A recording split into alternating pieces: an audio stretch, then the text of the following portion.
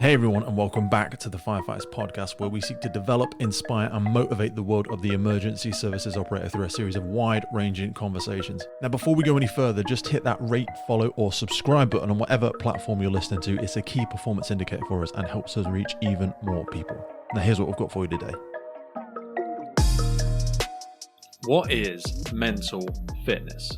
Too often we hear that we have to have a problem or a diagnosis before we start taking an active interest in our mental health. How do we shift that mindset? Today we're talking about resiliency. What does it mean? What are the key components of resiliency? We're going to be talking about why it's important to us and can it be taught? My guest today is Hadleigh Fischer. I first came across Hadleigh when I bought a present for a member of my family, and that present was the Resilience Agenda. Resilience Agenda is actually Hadleigh's product. He runs a company, he runs his own podcast, and so much of what we're speaking about today and the message that Hadleigh spreads is around your mental fitness toolkit, many aspects of which are covered within the Resilience Agenda. So the premise behind our conversation today is that I want you to imagine a world where people are inspired to think of their mental fitness just like their physical fitness. We're going to cover many aspects of the 5 pillars of well-being and the mental fitness framework today, from movement, nutrition, sleep, connection, mindset, and then words like optimism, mindfulness, gratitude, as I'm a big fan of, reframing, perspective. All of these things, Hadleigh just has such a wonderful way of articulating them. As I've already alluded to as well, Hadleigh does run his own podcast. We will stick a link for that in the notes as well. More importantly than that, the Resilience Agenda. So I bought this solely for a member of my family, and then I actually got a second one for myself. It only costs like 20 quid. This is not a sponsorship. Hadleigh did not pay me or this to promote the book or the thing. I just came across it, found it so incredibly useful. The person whom I bought it for, she has found it very useful as well. And I just love it. And I'd love to be able to share that with you and for you guys and girls to go and have a look at that. So we will stick a link in the notes for that as well. It's a great little A5 agenda calendar as well for 2024. It's got a load of mental fitness strategies, reminders, self-development tools in it, and a lot of stuff that we're going to be speaking about today as well. There's aspects of post-traumatic growth in there, how we expose ourselves to stress, how we think about and expose ourselves and allow ourselves to entertain those limiting thoughts. There's things about how we control the things that influence us, the things we have influence over, and our sort of sphere of control. Going to form parts of our conversations today as well. So I want you to go and check it out as a tip, as a gift from me. Go and have a look at it. Super, super useful for yourself or for someone else. We're still in January now. It's a great time to get it. And hopefully, in fact, maybe today we will get so many insights from today's conversation. So take this as your inside, behind the curtain look and listen with all of the layers of authenticity that Hadleigh brings to this. So I hope you enjoyed today's episode. I hope you get a glance and go and get your own. I ordered one for my partner. Hers is purple. I went for the pink one, naturally. Although I think they call it dusty blush or something like that. It's a different colour. Take a look. If you want to get some new habits, if you want to shift your mindset, if you want to focus more on your mental fitness and well-being, go and check it out. Thanks for coming back to the podcast. And without further ado, please welcome Hadleigh Fischer. What does resiliency mean?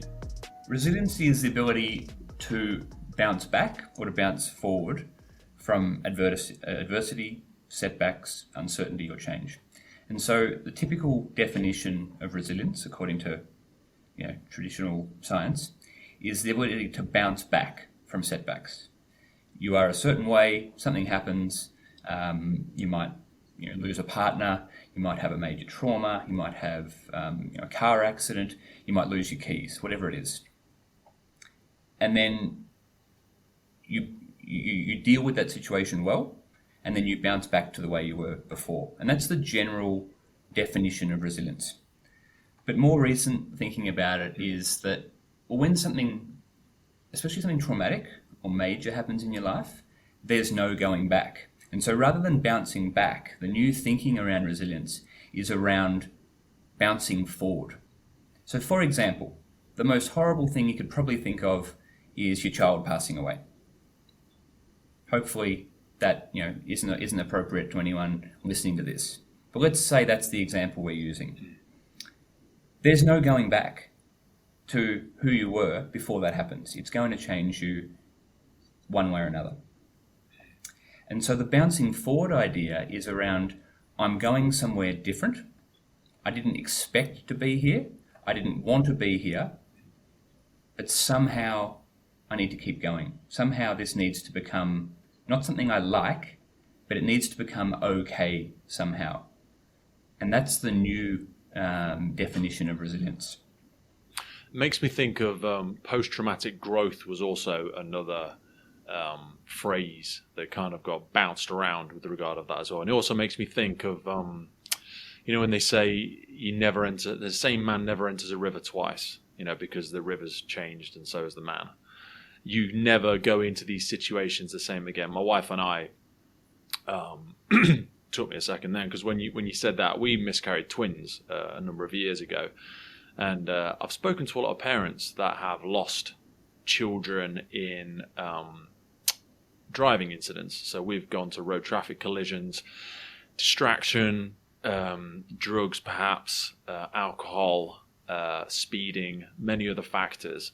And you hear some of the interviews, and I've sat in the rooms of some of these individuals which have felt capable to come in and speak to other people going on to their journey of driving.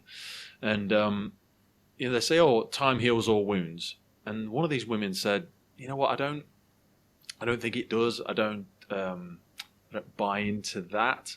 She said, I think you just change.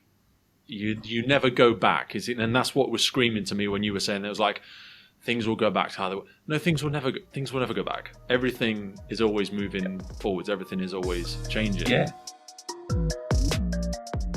This episode of the podcast is brought to you by Gore-Tex Professional Fabrics. Now, we all know the working environment of a firefighter is filled with challenges. We face serious risks on the job, such as heat exhaustion, burns, physical and mental stress, and we frequently come into contact with high levels of toxic chemicals. Now, I have been wearing Gore-Tex for nearly 2 decades on the front line, working in hostile environments, tackling challenging incidents from firefighting to water incidents and in urban search and rescue environments. Gore-Tex have a well-earned reputation for protecting professionals in the fire and emergency services through their family of highly innovative, waterproof, breathable moisture barriers that exceeds global performance standards and are trusted worldwide. Gore-Tex, going further together. Absolutely. And it builds on that concept you mentioned of post-traumatic growth. That's a concept by a researcher by the name of Richard Tedeschi. He's the expert in that field. And this is part of the key to that concept. It is that what happens when, say, you lose a child in a car accident or some other major adversity is your whole worldview is shattered. The sense of the world being fair, good things happen to good people, things turn out for the best. If I put in if I work hard, this and this will happen. And what he says is that roughly 50% of people, and it's more than you'd expect, but roughly 50% of people after a major trauma experience post-traumatic growth. Only a minority experience the more famous post-traumatic stress disorder. And he says what characterizes, and this is a big part of mental fitness, it's a big part of resilience, but what characterizes post-traumatic growth is people's worldview, their sense of meaning is destroyed. If they go to a new place, they're able to find new meaning. And that can take a long time for some people. Some people get there quicker. But they typically come to learn that going back to where they were, that old worldview, doesn't make sense anymore. So to go back there is just going to invite further pain and trauma. It's that I can't accept that my life has changed. That's one of the core issues there. Whereas, okay, I lost my child. Yes, I now have to deal with physical disabilities. Yes, my partner left me. Yes, I lost that career that I loved. I'm going to go to this new place. It's not where I would prefer to be. I wouldn't have chosen to be here, but somehow I'm going to make it okay. And then you rebuild the meaning in your life. And so the classic example is the cancer survivor who gets cancer, goes through their treatment, hopefully does okay in their treatment, and then goes out and supports other people through the early phases of their journey. And so one of the things that Tedeschi talks about is go and find your tribe, whatever has hurt you or whatever you're experiencing, go and find other people who are just experiencing that now and go out and support them in some way. And it's a new way to create meaning. Another thing that happens when people experience a major trauma is they simplify their lives. The things that matter to them, they're not as worried about their career as much or how much money they've got.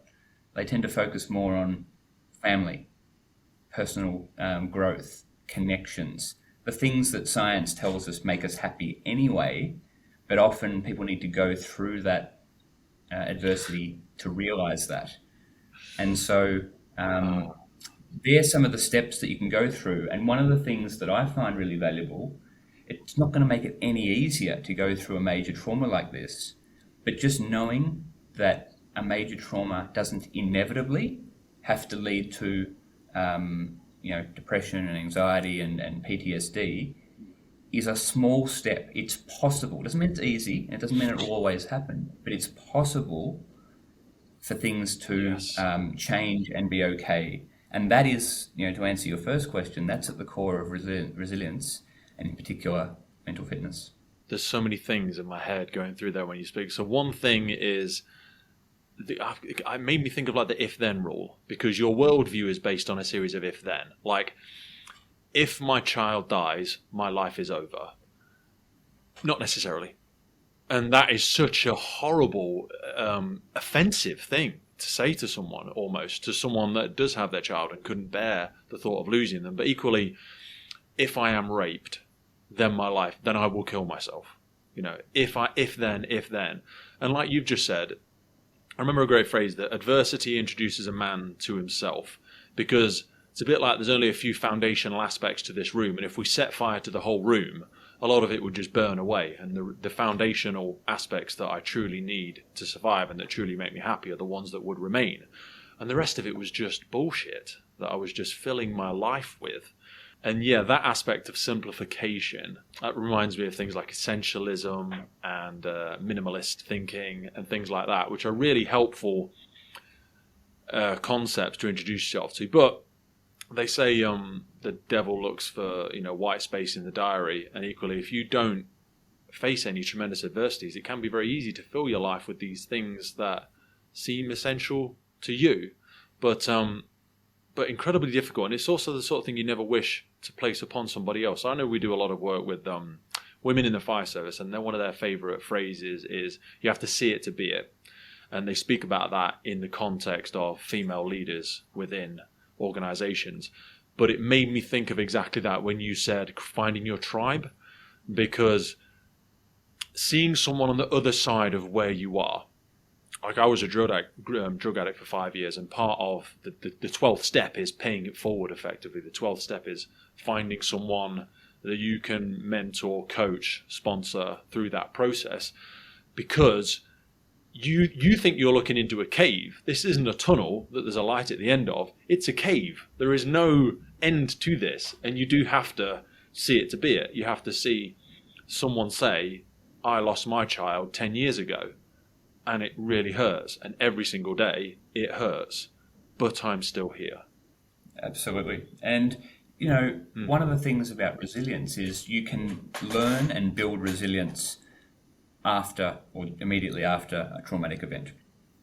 And some people sort of do that kind of like without a map or a compass.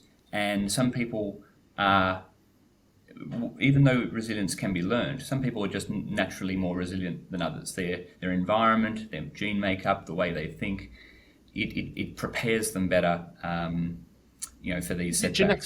Genetic? Can it be genetic, your resiliency? The things that contribute to resilience are influenced by your genes, but the science is pretty clear that resilience can be learnt, and it is a skill, and it's a skill that can be learnt like any other, which is really empowering. But the time to learn that skill is not in the depths of trauma. Now, you might have to sort of sink or swim, so to speak, if something happens to you and you're not necessarily prepared for it. And the reason why we love the term mental fitness as the how-to for building resilience, resilient is what you want to be, mental fitness is the how-to for getting there, is that let's say you had to run into a burning building Well, is that easier done if you're 300 pounds and haven't been jogging recently, or if you're physically fit? Is it easier to go for a marathon if you don't work out, or if you do a bit of training? Is it easier to hike up a mountain, which, mountain is a metaphor for life? Is it easier to hike up a mountain if you train or if you don't? It's pretty obvious. And we understand this for our physical fitness. But when it comes to our mental fitness, most of us don't really think about it that much, because the only time you would ever work on your mental health or your mental fitness is if there's something wrong. And so just like the best time to work on your physical fitness or to train for a marathon is not when you've just had a heart attack, it's when you're feeling pretty good. So for the last 50 years, we've been saying to people, if you have a heart attack, come and see us, we'll be able to help you out. We'll put a new heart in, we'll fix a few things up, we'll send you back out there. That's been the approach. And then a while back, things changed. They said, actually, the way you sleep, the way you eat, the way you exercise, we can prevent heart attacks. And people many people take that approach to their physical fitness now. But it's not how we think about our mental health. The first time most people think about their mental health is when they experience a major trauma, or when they go through a burnout, or everything just gets blue for them, and it's a major it's a major hole, or someone they know or love experiences that. And just like the heart attack to marathon example, major depression to thriving is not an easy transition. And so that's why we say... But it's almost like we only realise it when we start to dip underneath the water, isn't it? Because when you mentioned that term first to me before we started recording today, that aspect of mental fitness, when you say mental health, if we played word association game, that for most people in society, I would guess, would bring negative connotations. If you said, I'm focusing on my mental health, Pete, then maybe I would think, are you depressed? Are you developing sociopathic, psychopathic tendencies? Are you struggling with your mood? Are you an addict? What is this you're struggling with? I would have a lot of negative connotations. But you're right. We don't seem to have the same conceptual approach as we do with our physical. Even though I always say, and a lot of people will agree, you can't separate the mind from the body. One everywhere you go, there it is. But this aspect of talking about and creating open spaces and creating, I suppose, the vernacular and the language for mental fitness will be a very new concept to a lot of people. Exactly. So a couple of things you just raised. Mental health and mental illness are both very stigmatized terms. Stigma is basically an old Greek term, which means branded, and it kind of means, we kind of associate it with negative connotations. Mental health and mental illness are not the same thing. Now, you hear people use the term, I have mental health, meaning they have mental illness. But that's not a correct use of language. You have mental health, Pete. I have mental health. We all have mental health. Sometimes it's good, sometimes it's not so good, sometimes it's in the middle. And it goes up and down, it fluctuates. If you have poor mental health, you're likely to have a mental illness. So it's like this spectrum, left to right, 0 to 10. And if you're, let's say, a score, you might score yourself, or you might be scored by a doctor, for example. Let's say you're between 0 and 3 or 4. You're likely to have a mental illness. You have poor mental health. And then if you might score 7 or 8 or 9, you might say you have good mental health. And then if you're in the middle, you might say you have moderate mental health. And that's the first thing that I like to clear up with people, that just because you talk about mental health or you have mental health doesn't mean you have a problem with it. Okay, so if we say that what good mental health is, the actual definition of mental health doesn't say anything about anxiety, suicide, or depression. The definition of mental health is the ability to contribute to community, achieve things in line with your values, maintain social relationships, reach your potential. And the difference between that a psychologist or a psychiatrist would use to define a mental illness is basically a loss of functioning. and functioning according to those categories. Does your illness or what you're experiencing get in the way of social relationships? Does it get in the way of concentrating at work? Does it get in the way of planning self-care and looking after yourself? Does it get in the way of dealing with problems and setbacks? And so that is, this continuum. And then the way to build mental health is to become resilient. So, Donald Robinson, an author and a psychologist, talks about resilience being the holy grail of mental health. And we like to say that mental fitness is it a branding problem as well, though? Oh, absolutely. And that's why we love the term mental fitness, because what are the connotations and associations that most people have with fitness? That it can be improved, that it's intrinsically useful, that it's good for its own sake. It also will help you prevent anxiety and depression, but it will also help you feel better, be happier, have better relationships, have more satisfying relationships, achieve more, set more goals, recover from stress better. And so I'm sure we're going to talk about this in a moment, what actually is mental fitness and what goes into it. But that's the language that is starting to appear. And we're just at this point at the moment where it's important to say that whilst pursuing mental fitness and increasing your levels of resilience and increasing your mental health resources, because that's what resilience is, it's your psychological resources for when things go awry in your life.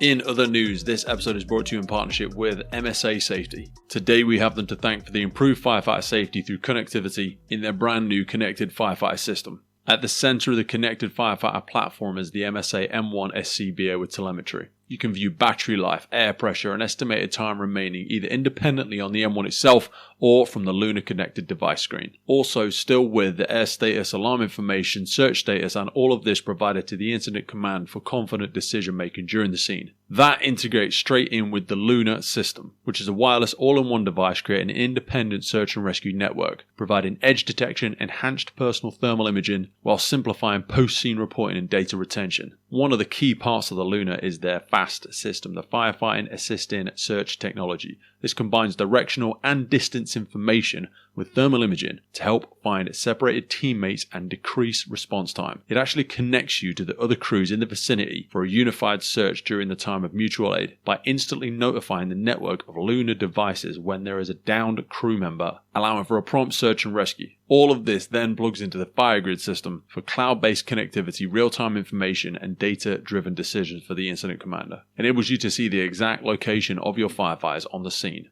And it doesn't require you to be sat on the station. The MSA Hub then provides a wireless gateway straight to the cloud, enabling wireless on-scene data for local and remote incident command for additional eyes on the scene. MSA are truly taking massive strides in the future of improved firefighter safety through connectivity. MSA is dedicated to increasing safety in the fire service through technological advancements. Various feature enhancements, new products, partnerships, and integrations will provide additional capabilities readily accessible by products, software, and services in the brand new MSA Connected Firefighter platform. Now back to the show. Just to build on that, so the branding side of it for me is, I think we've accidentally done a lot of damage here in many ways. So there's a few things for me to unpick or to ask you to just double click on for me. So the fact that we have made it very clinical. So when we talk about mental health and psychological state of mind and things like that, it moved from maybe a religious context, because the things you were saying there as well, I'm not remotely religious, but I always say religious is like a placebo, and I say that with respect. If you go to a place or you engage in a community that makes you feel better, makes you act more in line with your values, then it works, and no one can say that it doesn't. But as we've seen the death of religion in a lot of places across the world for many reasons we probably haven't got time to get into today, but we've seen the growth of science and evidence-backed knowledge and clinical and all that aspect of it, and that's where mental health, mental fitness, mental well-being, mental ill health that's basically the bucket it's fallen into. If you have a problem with some of these things, there wasn't a religious answer, or we don't encourage people to seek a religious answer as much now. We look at it as more of a clinical side of it. But then just to build on that and to ask you around the branding for resiliency, if resiliency is one of the strategic pathways towards mental fitness, I think we've done a lot of damage to resiliency through individuals who I love, but that's because of the person that I am, and I am a stereotype. I'm a walking stereotype in itself. People like David Goggins and resiliency, and people in the UK. The gentleman's name, Ross Edgley, wrote a book called Resiliency, where he swam around the UK, and it gets closely associated with doing some heroic physical feat. The stoicism aspect, pushing a boulder up a mountain, being able to sit in an ice bath for 5 minutes, and that actually makes it quite elitist, and I think acts as barriers to something that would bring a lot of fulfillment and a lot of improved life circumstances for people who don't wish to run an ultramarathon, but would actually benefit tremendously from engaging in a greater focus on their resiliency and mental fitness. I agree, and there's two things I'd love to unpack from what you've just said. That the term resilience, as you've just used it then, is often used in place of a term or a term like mental toughness. And you can imagine that in your field, grit, maybe 10, grit was another maybe one. 10, 20 years ago, the term the term mental toughness, 10, 20 years ago in the firefighting world and the emergency services would be seen as a value. But the way we're going, I'd be interested to see how this is in the UK, but certainly in Australia, from my limited experience with dealing with emergency services, it's getting people in touch with their emotions and getting, to use that term, vulnerable. Toughness is not really what we're after anymore, because you might have heard of Nicholas Taleb and his book, The Black Swan. Okay, the wonderful concept called the Black Swan, which is this thing that comes out of nowhere that you didn't predict, that was obvious in hindsight, or maybe it wasn't obvious, like losing your child, like your house burning down, and it changes everything. And he says some things are robust. Some things that, probably a better way to explain it is some things are fragile. Exposed to stress and exposed to agile, they break. They're fragile. Then you've got, hopefully, an improvement on that, which is something that's robust. When exposed to stress, it doesn't break. It's resilient. But then he has this concept called anti-fragile.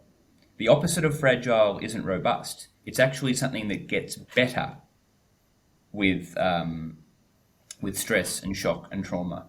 And if you're listening to this, that can sound like a heavy thing to hear, but it is possible. Just like what we were talking about with post-traumatic growth before, that things can get better. And when you go to the gym, for example, you are setting yourself a deliberate, controlled level of stress. You're stressing your body. That's exactly what you do. And then you recover and you go back and do it again. The problem with life is that we can't always control the level of stress that hits us. And so that's the first challenge with the word resilience. The second one, and I was actually doing some research for my company. I named my company 8 years ago Resilience Agenda, because the term resilience appealed to me. And in that time, the term resilience has taken on a bit of a negative meaning. And I've actually been wondering, should I rebrand the company? I was on a Reddit feed the other day, just looking up the term resilience. And there were a whole lot of people on there who made some really valid points, that they keep getting told by HR at work, hey, just be more resilient, and we can not have to worry about changing that toxic culture that's really causing the problems. So it's your fault for being a bad, unresilient employee, not ours for not creating the right work environment for you. And I was doing a training session with a big company in Switzerland recently. It was a resilience training session, and that was a common refrain from the participants in the audience. There's nothing in our control. There's nothing we can do because the organisation, is so toxic. And the more that they tell us to be resilient, the more we resist. And then the third thing is we do a lot of work on social media. Yes. Resiliency is becoming, for some people, a prerogative of privilege, as you say, or elitist. But one of the key messages that you sort of I need think to some people see it as explore. toxic masculinity as well. Yeah, that's true. I think for And some we people, talked about stoicism resiliency, before. if I say become more resilient, it's interchangeable with man up. And that is seen as toxic masculinity. And Absolutely. the two And- are not and- the and- same at all. They're not the same. And so manning up or, getting over it or whatever, those terms that we use that you shouldn't say to people, that might be the end result. But there's a process or a how in between that will get you there. And so I think it's really important that, hopefully we talk about this in a moment, but in these comments we're hearing that I was reading and Reddit comments and what have you, and I know in the UK at the moment there's a lot of people struggling with cost of living pressures, for example. People say, because I'm marginalised, because I'm a person of colour, because I'm a part of a minority community, because I'm financially disadvantaged, resilience means nothing to me, because that's the privilege of white HR people or people with time or whatever it might be. And to an extent they're right, but part of resilience, and one of the core concepts of resilience and of mental fitness, is that it's not what happens to you that determines your well-being or your level of mental health or your happiness. It's how you respond to that. And if you say that to someone in a crisis or who's going through a trauma, naturally it comes across as insensitive. And the time to learn that, not that insight, that skill, hopefully is when things are okay. That's why the fitness metaphor is so valuable, because the best time to get out of a ditch is not when it's getting deeper and deeper. It's when you're okay, when you can reach out. And that's why we want to inspire people with this term mental fitness when they're more or less okay, or going through an okay time, or they're on the pathway to recovery out of something difficult.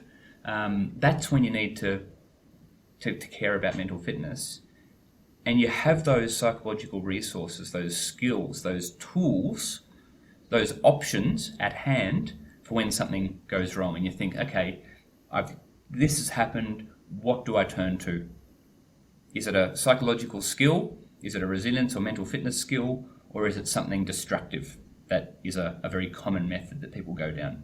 And so that takes time to learn. And you can't just say to people, I'll just learn that in an afternoon at work, or just man up. You've actually got to go through the things that contribute to resilience. There's resilience is where we want to be. Mental fitness is the how. And then you've got to know and do those things over time, consistently, and have them at hand so that you've got those options when life gets tough. There's a wonderful toolkit that you guys and girls have, and we'll reference for people who want to go and have a look. So you can go into the notes and you will see a link to the resiliency agenda. But I want us to just start to look and unpack a few of these if we could. Again, we'll attempt the impossible because these are... And actually, people can go over to your podcast, and there is independent episodes on each of these. You've spoke to some wonderful subject matter experts on each of these. But I'd love to paddle in the pool of each of these to see if we can just start to draw a brief map for people to look at some of the things in this toolkit, because there's aspects of more a framework or more of a toolkit, and I know there's 5 pillars of wellbeing which I'm really interested in going into. If you could start to walk us through a few of those. Sure. So there are about 85 things in the science that are good for your mental health and well-being and happiness. And, it's a lot to incorporate. And so what we did was we came up with a concept called the Mental Fitness Toolkit, which narrows them down to 10, in consultation with, different experts and what have you. I want to start first with a definition of what mental fitness is. Mental fitness is the mindset, process, and strategies for protecting and improving your mental health. The mindset is this idea that your mental health can be improved. That it is a learnable skill that over time it can get better. That's a really important insight that a lot of people don't have. They just think, this happened to me, therefore it's inevitable that I'm going to feel this way. Or I was born this way, therefore that's inevitable. And we're learning more and more about how that's not true. It doesn't mean it's going to be easy, and it's not equally easy for everyone, but things can get better. You are a good example of that. You've gone from drug addiction to now inspiring others. That's an example. Things can get better. That's the mindset. The process is everything that you think about when it comes to physical fitness. The language of goal setting, of measuring, of making time, doing it with others. It can be fun, it can be outdoors, it can be active. All those metaphors and ideas around fitness might take a bit of effort initially. You build habits out of it. There's dozens of ways that process makes sense to a lot of people. Some people have good experiences with physical fitness. Other people have never had good experiences losing weight or being able to exercise or whatever it might be. And that can go two ways. For some people, that process or that metaphor of physical fitness doesn't work for them. But the other way to look at that is, well, hang on, there's a whole other half to my health, which is this mind health thing that I can actually re-engage with. And we're going to talk about that in a moment. And then the strategies are what we call the mental fitness toolkit. And so we divide the toolkit into two different sections. There's the pillars or the foundations of your well-being, and then there are the skills of mental fitness. So let's just run through them all at a higher level, and then we'll go into them in a little bit more detail and we can unpack them. So the toolkit is 10 tools that you practice, understand, and apply as you can. They are movement, nutrition, sleep, connection, and mindset. And then the skills are optimism, mindfulness, gratitude, reframing, and perspective. So let's just go through them one by one. Those pillars, they will affect your life whether you want them to or not. The way you'll either eat well or you won't. You'll move well or you won't. You'll sleep well or you won't. You'll either have good relationships or you won't, or you'll think well or you won't. You can't help it. You've got to deal with it somehow. And each of those things are really, really important as a baseline for our resilience, our endurance, our ability to handle life, the ability to have enough energy.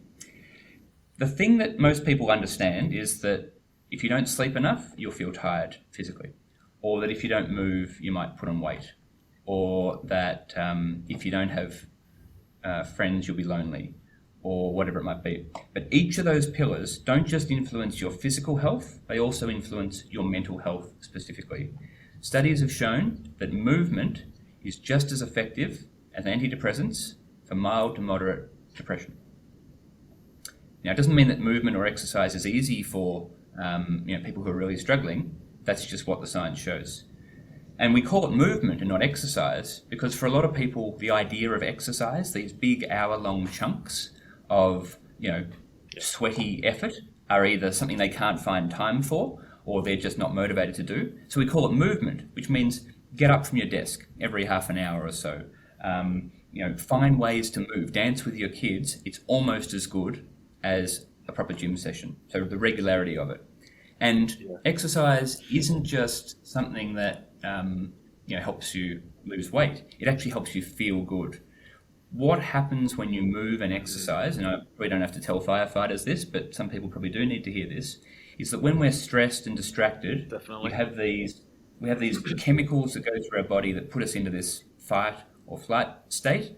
Cortisol is released, and if we don't sort of recover from a stressful situation, they just stay in our body. It takes away our ability to focus, it breaks down tissue.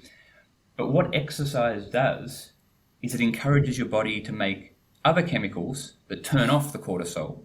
The body sees the spike, kind of like when you're running away from a tiger or running into a burning house. You get it done, and then it ends. And your body sort of comes back, I'm sure you can describe a lot better than me, that state of coming down from a high adrenaline situation. Well, it's important to get yourself into that more regularly than not. But even just day to day, getting up and down, going for a little walk outside has similar effects. So that's movement. And then you've got I always say nutrition. that your body is a walking, talking drug factory, and you're the drug dealer. You've got to make the right exchanges to dump all of these drugs, all that endorphin, dopamine, serotonin, oxytocin, cortisol. You have all of these drugs in your pockets. You can dispense them into your body, and you'll get a different result if you choose to do that. But you have to elicit the right behaviors, or put yourself in the right environments, or put yourself around the right people to allow these drugs to, and it might be not a good analogy for some people, but these are all natural drugs. Your body will secrete them naturally. You just need to press the right buttons. Absolutely. And I think people often need to get past two limiting thoughts when it comes to exercise and movement. One is that exercise makes you tired. That's the first one. Maybe if you haven't moved for a while, the first 2 weeks are going to be particularly difficult. But over time, movement and exercise give you more energy, not less. May not feel that way in the first week or two, but that's what happens over time. And the other one is that, if I can't reach my ideal self of the hour-long gym workout, then there's no point doing anything at all. But, in COVID, for example, one of the favourite tips we used to share with people who were stuck at home working behind their desks was the fake commute. Walk to the tram and back, or walk to the shop and back. Get out of the house morning and evening, and it just puts you in a different frame of mind. You forget a few things, you get a few nice little distractions, rather than being in that same environment that you talked about. And so, that's great. There's lots of things we could talk about when it comes to movement, but I might move on to the next one, which is nutrition. Please. And the key thing there is that most people think about nutrition in terms of how they look. Think about it in terms of how you feel. And for people who just can't lose weight, well, the way you feel can almost change instantly. There's a researcher in Australia, Dr. Felice Jacka, she has a study called the SMILES study. And basically, what you eat and how you eat it impacts your mood and how you feel within hours. And that's the first thing, that you can feel better and have better mental health and have no effect on your waistline, and that's a real win. It's a huge win for people. So, the way you eat impacts your mental health. The second thing that people often get wrong, and nutrition's my weakness, is they focus on what they're not eating or what they're eliminating or avoiding, not so much the good things that go in. And Felice had a couple of really wonderful tips that she shared with me once that I keep thinking about. One is, she says, try and crowd out your plate with the good stuff before the junk stuff. So there's a behavioural thing, for example. Let's say you want to eat more veggies and less, pasta or whatever, or sweets or whatever it might be. Put those things on your plate first.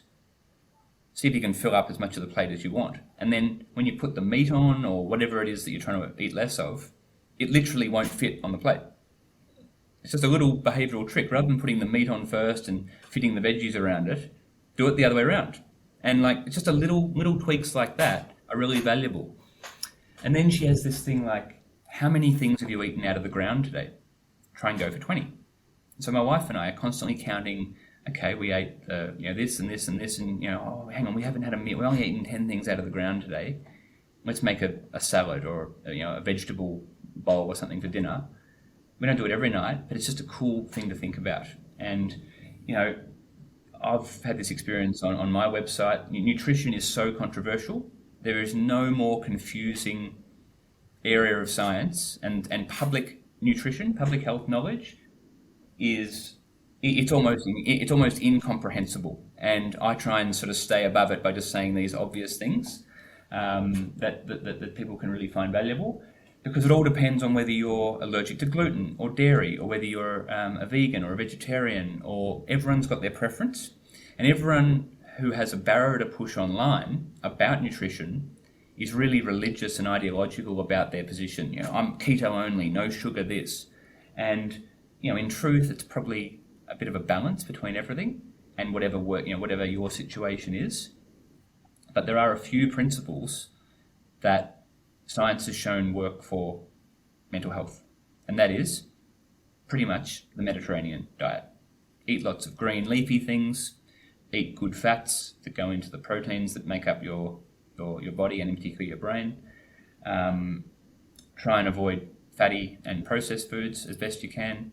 And they're the basic things. There's a lot more detail in there, but I wouldn't want to get any more prescriptive because people will get upset with me. But they're the basics that you can hardly disagree with. Eat more healthy fats, eat more greens, crowd out the bad stuff. There's a few basics there. And then sleep. Sleep is a hard one. It's hard for firefighters working throughout the night. It's hard for young parents.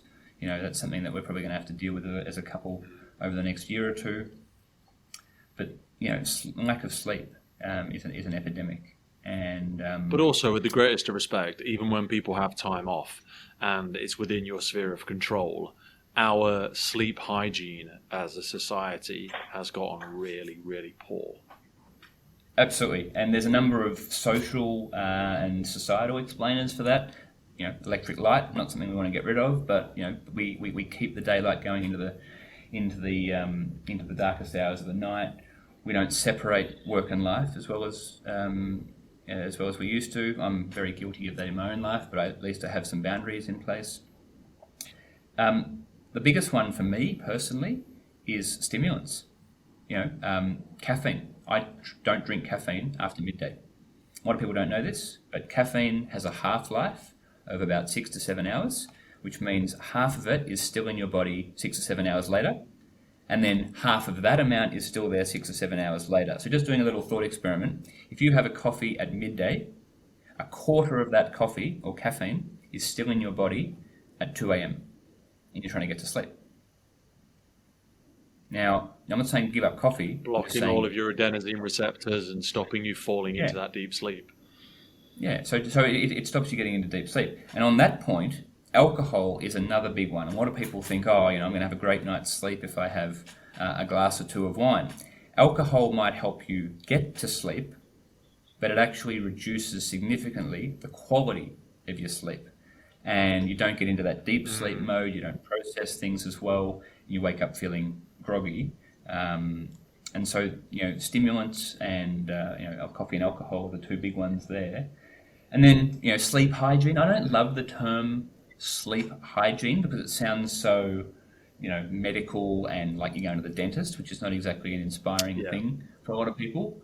But, a lot of you guys would already know this, but for the non-firefighters who are listening, it's things like sleep in the coldest environment you can stand, sleep in the darkest of environment you can think about. And then, I'm sure we're going to get to this a bit later in the conversation, try not to be overstimulated by digital devices too close to bedtime. We'll get to that one. So that's sleep in a nutshell. But I want to move on to connection briefly, which is the fourth one. And the number one predictor, and then there's daylight between that and the next one, number one predictor of well-being, happiness, productivity at work, is social connection. If you could sum up in one tip or one skill or one concept how to improve resilience, it's social support. So when someone goes through a traumatic incident, they need people around them. Not so much to talk them through it, but just to be there and say, I'm there. And if you want to talk through it, I'm here. If you don't, that's fine too, but I'm around. Connection is something that, for different reasons, we're finding harder in the world these days. COVID was a huge public experiment on taking people away from the very things that support well-being. In Melbourne, where I'm from originally, we made it so you couldn't go more than 5 kilometres from your house. So taking away movement. Connection, the number one predictor of well-being during difficult times. You couldn't see people unless they were in your close family, and that's what happened around a lot of the world. And we're still living with those consequences. And it's very easy to I think it's been perpetuated as well because we've never been more connected than we are now, yet for many people they've never felt so alone because digital connection is a bit of a trick. It's not by any means the same level. We're missing so much of again, all the chemicals and the feelings and we're pack animals. We need that connection on a very regular basis. Absolutely. And just on that point, I mean, people often wonder why that is. If you think about, the savannah 10,000 years ago, you needed your tribe. You needed to belong to a group or a tribe, or else you would literally die. You wouldn't survive. And so that has both practical aspects, but also social aspects that you need to sort of fit into the group. You need to feel like you belong. And so fast forward to the present day, people are living more and more individual lives. Our schedules, especially since COVID and people who are working from home, what might work for you individually around flexibility may not work for you as a community or a society. And what used to happen was we had these default institutions in our lives. Even if you weren't that religious, you went to church on a Sunday, you volunteered at the football club on a Thursday night, and you had this. You used to go into the office or the firehouse, and even if you didn't like the people you work with, it sort of had this benefit. It just rubbed off on you. Most people need that. Well, think about the way many of us live now and since COVID. Your default institutions, your community institutions, are not there. People don't go to church as much. People are not involved in volunteering or sports clubs as much. We're working from home more. We're working in a more isolated way, especially when you've got kids. Coordinating your schedule with another person is really, really difficult. Who's tried to organise a dinner and you're having to go back and forward, 5 or 6 times in order to find someone's schedule? It's even tougher. It's even tougher when they've got kids. So you see people every 3 months, and so what are the key points here? You've got to recognise the importance of connection to both productivity, well-being, happiness, and your ability to function during tough times. What we're really big on at Resilience Agenda is scheduling it. If it doesn't just happen organically, if you don't live with the people you need to connect with, or if you don't just stumble upon them in the street, like many people don't, you've got to find ways to make that happen. We might be able to talk about some of those ways. And ultimately, when we look back on our lives, the things that actually make them worthwhile are time spent with friends and loved ones. So connection is different to relationships. Anyone can have a relationship, but a connection is a relationship built on trust, mutual understanding, common experience, and meaningful conversations. And you talked about digital connections and how they're not quite the same. Well, often the same level of meaning isn't there. And so for first responders, military, firefighters, they do meaningful things together every day, and they develop these bonds. They develop this connection. You go for a hike with someone, you did something difficult together. We often hear these stories about people who come back from war. They're closely bonded. They've done something meaningful and difficult together. You might start a business together. It's an interesting question to ask yourself. What am I doing that's meaningful with other people? And it may not be an actual activity, but they're the things that we often think about as the highs of our life when we look back on them. There's a lovely book called The Top 5 Regrets of the Dying. Number one regret was I wish I spent more time with the people I love. It's a wonderful book. I wish I spent more time with the people I love. I wish I was more true to myself. I wish I told the people that I spent time with what I really thought, and was more open and honest. And my colleague Paula Robinson has this concept called the team, and she's like, well, we often hear that connection's good.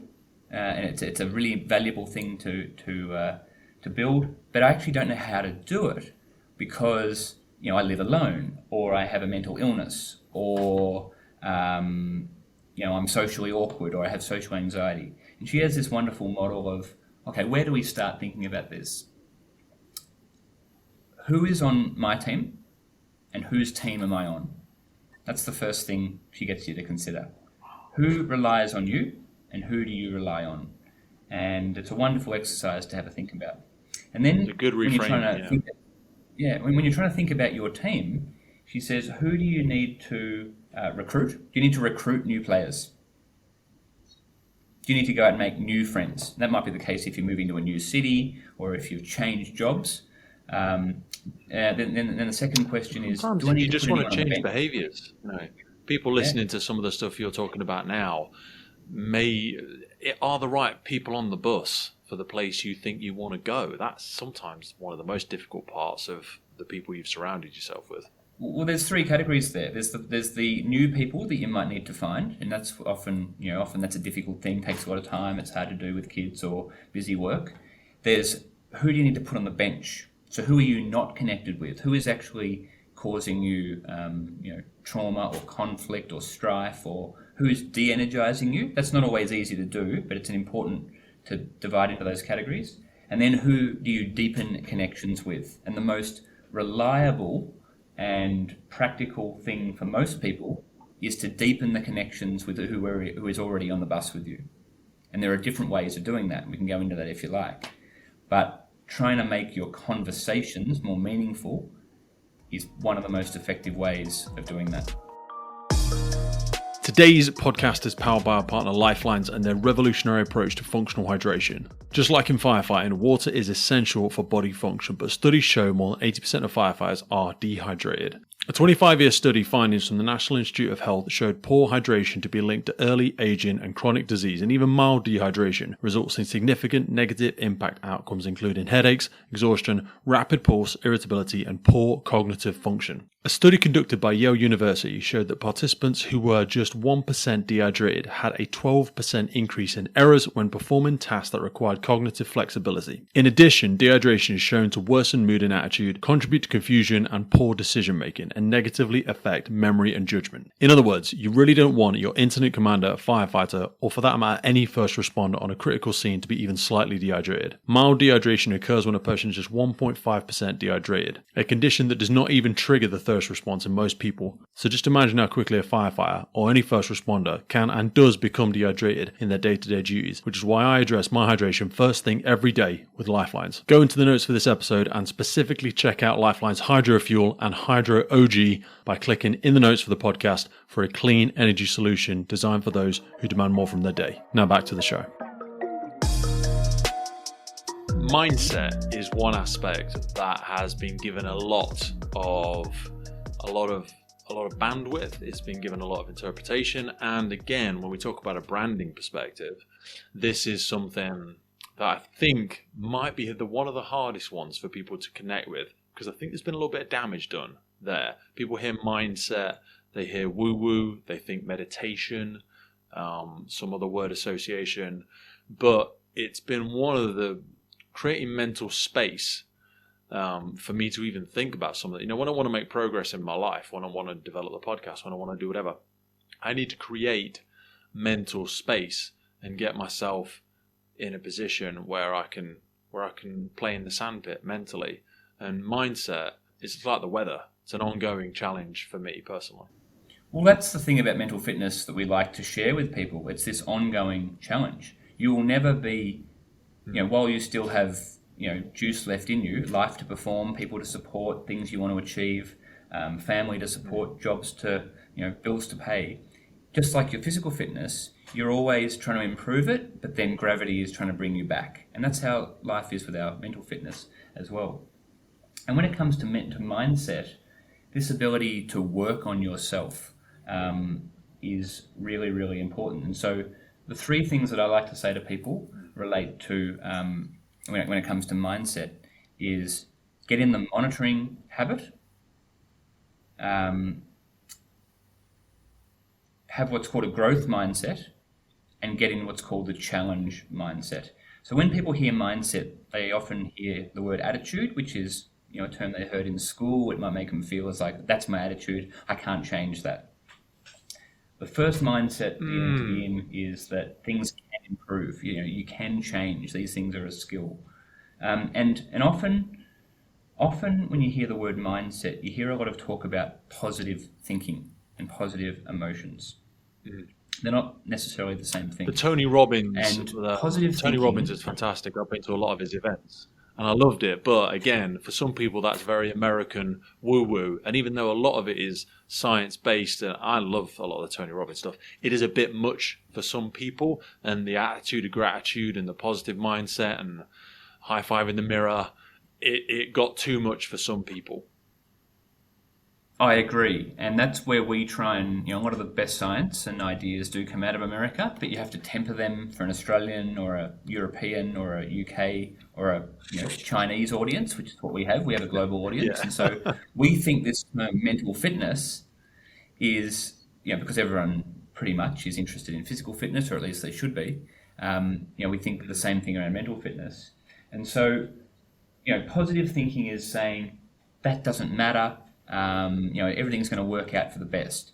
In its most peculiar examples, you've got things like The Secret, where people say, well, if I just think about it hard enough, I'll get that Ferrari. Yeah. And it leads to, disappointment. It leads to dashed expectations. Manifestation, that's exactly right. And, positive thinking isn't necessarily a bad thing. If you are prone to too much negative thinking, you should probably do a bit more positive thinking. And there are ways to do that. But for most people, most healthy and adjusted people, realistic thinking, and we'll talk about optimism in a moment, realistic thinking is important there. While we're on the word positive, a lot of people criticize the word positive because it's not real, or it doesn't factor in the fact that you did lose your child, or your house did burn down, or whatever it might be. It's not all or nothing. And one of the things that we talk about a lot in mental fitness is thinking traps, and basically ways that we think incorrectly. We haven't actually talked a lot yet about our thinking skills, but that's one of the most thinking important, traps. That's fantastic. Most challenging. Have you heard of thinking traps before? No, I don't. I don't think I have. It's ringing a bell somewhere, but I'm not going to pretend to be able to articulate it. So let's assume I haven't. So thinking traps are wonderful, and they've got different names, and I'll give you some examples in a moment. But once you understand them, the way you monitor your self-talk, the way you talk to yourself, and the way you hear other people, what they say, it changes everything. So a thinking trap is kind of like a belief or a use of language that traps you in negative thinking. So more than having more positive thinking in your life, you just need less overtly negative thinking. So what is an example of a thinking trap? So a thinking trap, probably one of the most common ones, is black or white thinking. Yeah, thinking of things as either or all or nothing thinking. For example, have you ever said to your wife, "You always do this. You never do that. You should do that." Always? Catastrophizing. Is that talking in catastrophizing? Is that actually true? You always do it? And so, that's like 0 or 100. There's no shades of grey in between. That's one example of a thinking trap. Another one is the tyranny of shoulds. It should be like this. The world should be like this. I should get that. Oh, yeah. You should all over yourself. If you use the word should too often, it means you're fighting with reality. You're fighting with the way things are. And there are some things that should be different. There should be less homelessness. There should be fewer wars. But when it comes to your own life, and we're going to talk about the circle of control in a moment, you need to sort of bring down the things that should into the things you can control. Mind reading is another one. Who's ever had that experience where you're walking down the street, friends walking down the other side of the road, you wave to them, you say hello, they don't wave back. And you think to yourself, oh my God, they must hate me. When reality is, they probably just didn't hear you, didn't see you, and they're probably preoccupied with their own worries. And that's mind reading, where we put something into someone else's mind, and then we believe it. Well, they hate me, therefore I'm not going to call them. And then these thoughts lead to all sorts of behavioural consequences. If I think that the person ignored me at the water cooler, I'm not going to go and talk to them at the dinner party on Friday night because they probably don't like me. And then I'm going to miss out on all those benefits of connection, and you can see all the spiral that goes down. There's another one called emotional reasoning. I love this one. Emotional reasoning is just because I felt it means it's true. So I feel scared of this. Therefore, it is objectively true that that thing is scary.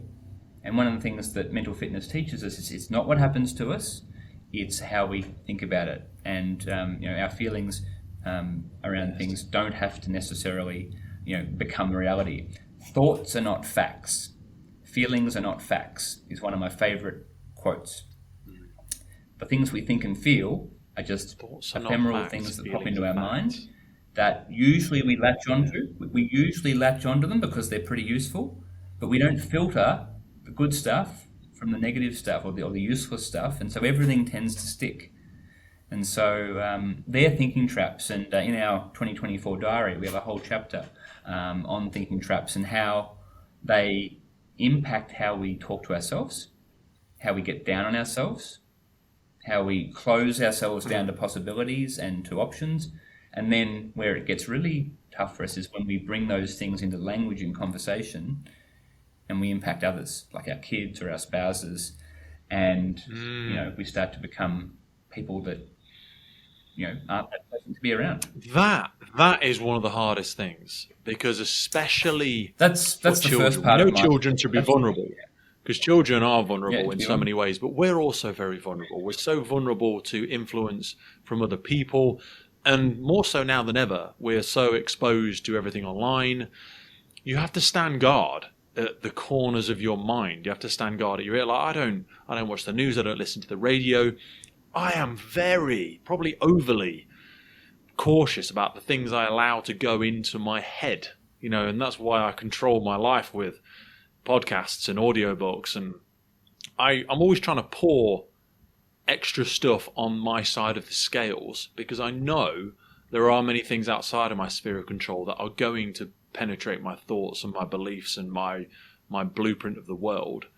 So, but I don't think as many of us, and I don't pretend to be better than anyone else, but I don't think as many of us are present and cognizant and conscious of the things that are going in.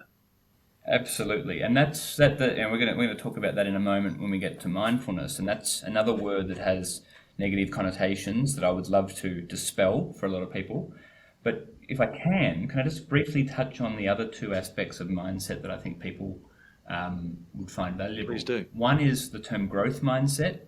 You might have heard the term growth mindset. They teach it in schools these days, and a growth mindset is basically how we respond to failure. So let's say something goes wrong or we fail. Does that failure reflect on you as a permanent state of who you are, or is it situational? So for example, I didn't get that job interview, or you went for a job as a captain of a firehouse, you didn't get it. Is it because you're simply not good enough, you're a terrible firefighter, you're a bad person, XYZ? Or is it because you simply didn't prepare well enough for the interview? Could it be that there was a better candidate? Could it be that it's actually not the right thing for you in your career right now? Could it be that you could have answered a question differently, but next time you go for an interview, you'll learn and you do it differently? So is it situational or is it a permanent trait? And the growth mindset is distinct from a fixed mindset. And so the example that I like to use is when I was in school, I was really bad at maths, but I was really good at English. And all the Asian kids, for example, were amazing at maths. And I thought it was because they were Asian. They were just born that way. They were born good at maths. I was born bad at maths, and vice versa. I was good at English. And so what no one ever told me when I got my first E for maths was, you just haven't prepared well enough. You just haven't practiced hard enough. You just need to, find a new strategy. It's nothing to do with you and your innate abilities. You just haven't found the right way yet. And it's a wonderful way for teachers and for parents to talk to their kids without, labeling them and sort of putting them in these boxes. And the thing about mindset, the most wonderful little word, it's a 3-letter word, is the word yet. And so often we find ourselves saying to ourselves and to each other, I can't build that podcast the way I want yet. I can't get Tony Robbins on my show yet.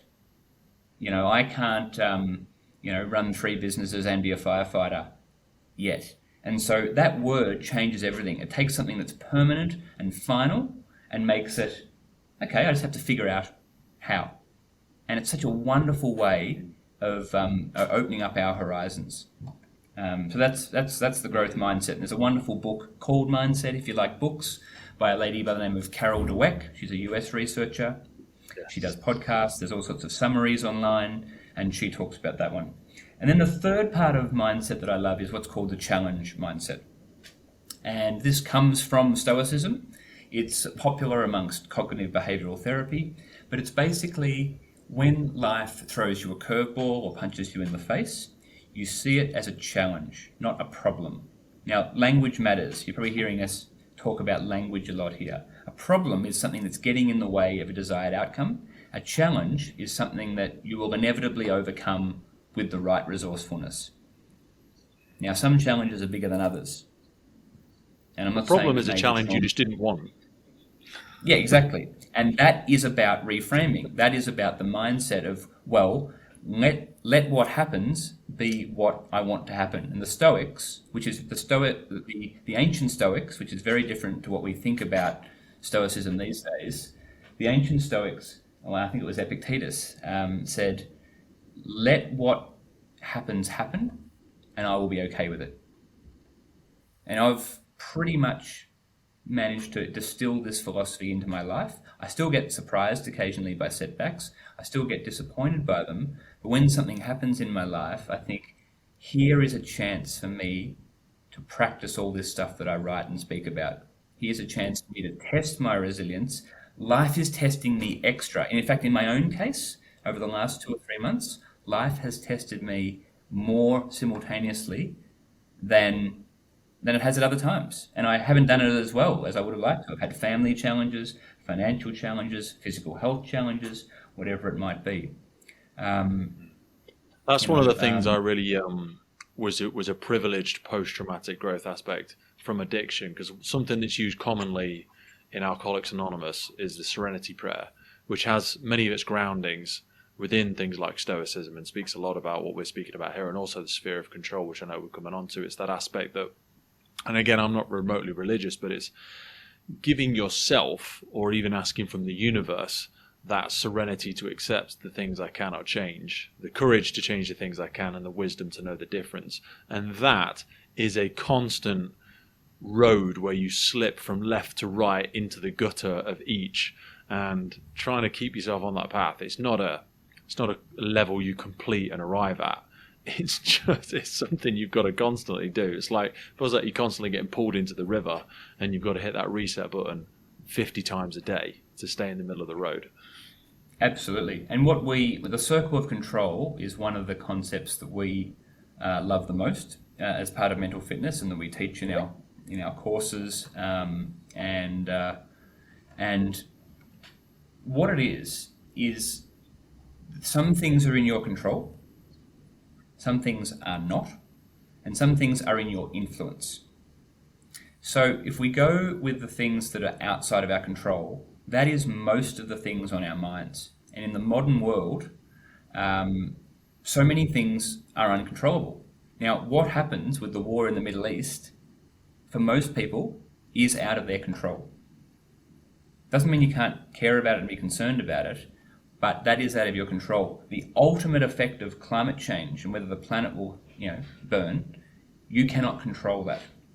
And so the ability to have that distinction between what you can control and what you can't can, for many people, just lessen the pressure or the power of that.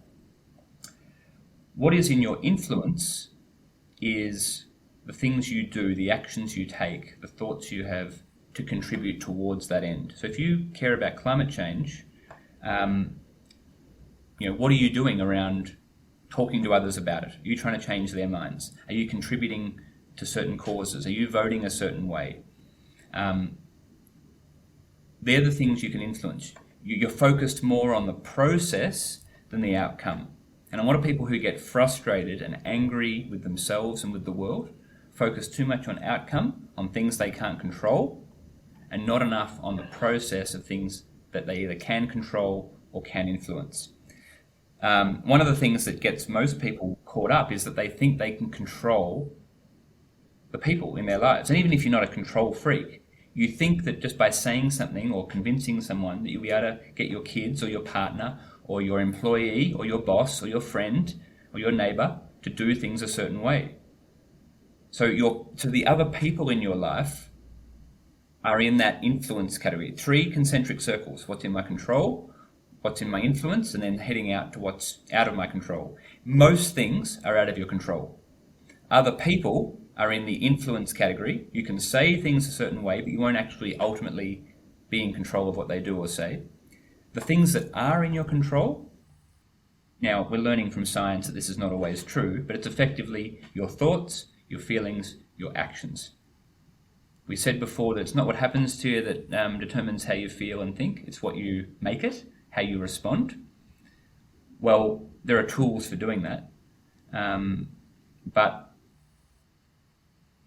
what you do, what you say, what you plan, those things are in your control. And what focusing on what you can control does for you is it leads you to feel less frustrated.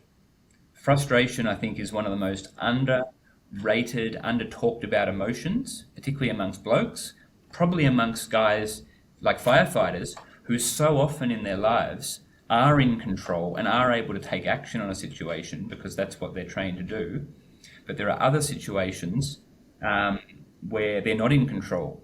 For example, Karen Ravitch and Martin Seligman in the US did a resilience study called Comprehensive Soldier Fitness. And basically, for the soldiers that are going away to the Iraq War, they said, hey, we understand this mental health, resilience stuff is important. Let's try and prepare soldiers psychologically for battle, to try and prevent PTSD. Sounds great in theory, doesn't it? Well, they did all this training, they sent them all away to war, and then a whole lot of them came back. They tested them while they were away, they tested them while they came back. And you know what a really surprising result was? The psychologists thought it was all the traumatic stuff, the brutal stuff, the killings, the bombs, all the ugly things you see in military and in your line of work.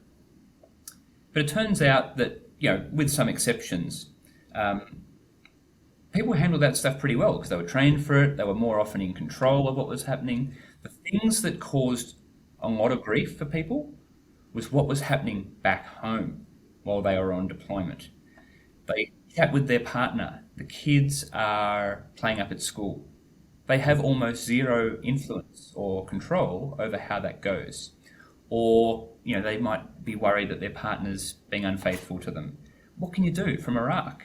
And so it was these sort of soft, emotional issues back home that ultimately undermined people's resilience, not so much the traumatic stuff. And all that stuff still mattered, of course, but it was a surprise to the researchers.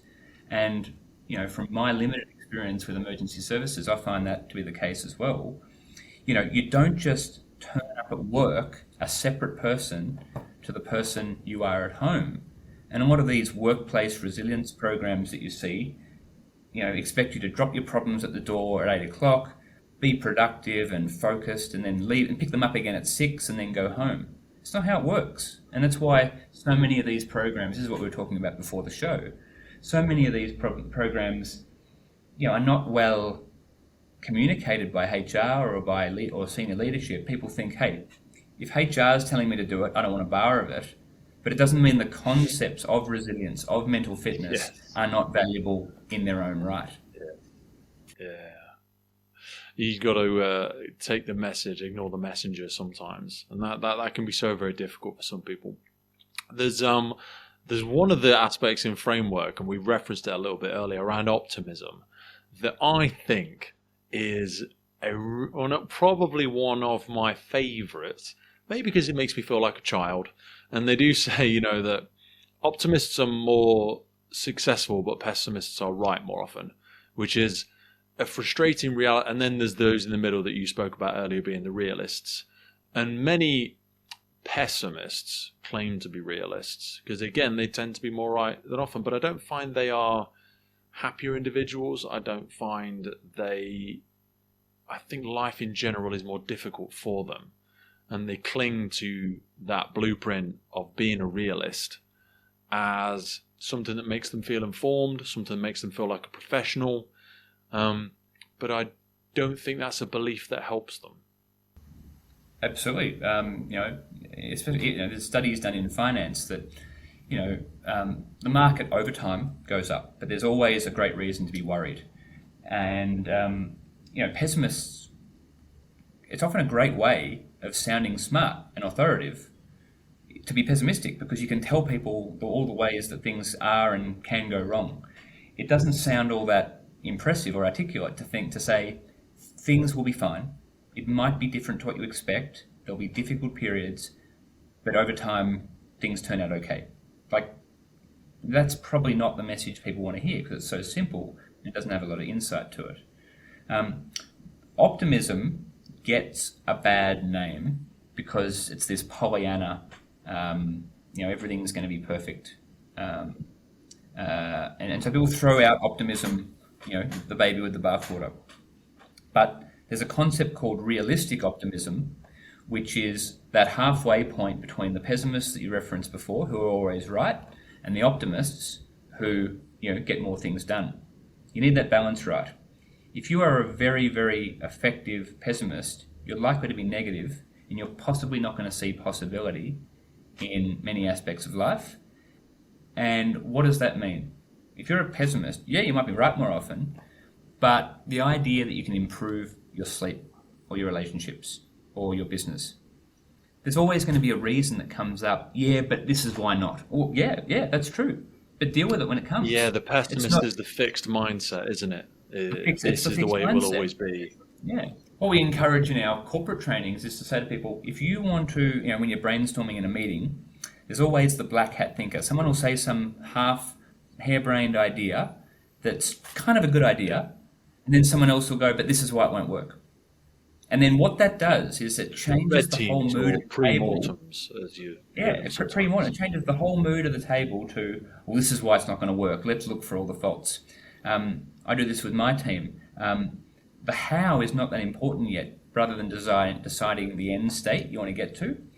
And so one way to get around that is, if you want to say something critical about the proposal or the idea or whatever it is, we have a rule. You got to say something positive first. So it might be, I think we should, put our podcast on a new platform. And someone will go, but that's going to be expensive or difficult, or it's going to be change over. And the way you sort of overcome that in a team environment is, actually, I think that could be good for this and this reason. However, this might be a downside of it. And it gets people to think in both the positive and the negative, because we are, and I always get this metaphor wrong, we are Teflon for the positive and we are Velcro for the negative. Negative sticks to us because of our upbringing on the savannah. The people who focused on the positive, and the things were going to be okay. The things that the people who said, it's going to be chilly, right? Everything's going to be fine. They got eaten, and their gene pool isn't with us anymore. The optimist died because the optimist said, "I'm sure it's not a jaguar in the bush," and you said, "No, it's definitely a jaguar in the bush." And the optimist went, "I'm sure it's not," and the optimist got eaten. The pessimists survived, didn't they? Absolutely. And the person who thought it was a snake when it was actually a stick, that's our DNA today. But we've gone too far. There are less physical, social, actual threats in the world. Despite what many people think, there are actually fewer real threats in the world than there used to be. Most of our threats these days are social or psychological. And, we have this thing called the negativity bias, which is where, which is that Teflon and Velcro thing.